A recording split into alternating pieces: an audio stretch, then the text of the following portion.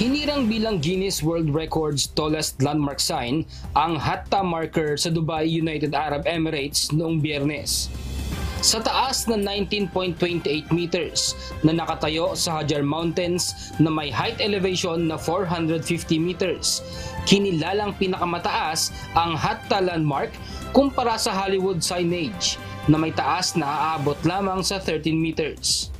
Kilala bilang holiday destination ang Hatta sa Dubai, UAE, kung saan masusubukan ang iba't ibang sports activities gaya ng hiking, mountain biking at paragliding.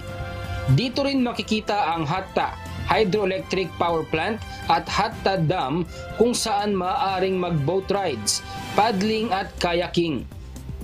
Si Architect Angelo, isang cyclist, aminadong namangha sa ganda ng Hatta at may rekomenda ang lugar hindi lamang sa mga kagaya niyang cyclist, kundi maging sa iba pang sports lover. Kung gusto niyo talagang extreme sa pagbabike, Hatta is the best for the trail. Kasi na-try ko na yung Al-Ain, so mas okay sa akin yung Hatta. So dun sa mga gustong mag-Hatta, hindi lang siya true bike, pwede din siya sa boating, kayak, and hiking. Sa mga gustong pumunta, payo ko lang is true winter.